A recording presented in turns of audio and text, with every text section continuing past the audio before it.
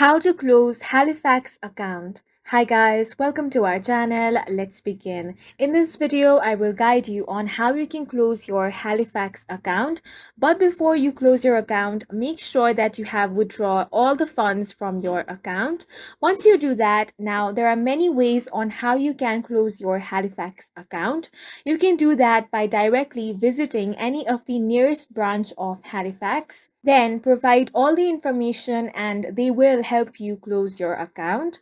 Or you can simply contact the customer support in order to close your account. For that, open up any web browser and search for Halifax customer service. Then tap on this option, which is support needs. Now you want to scroll down and tap on this drop down menu and select what you need help with.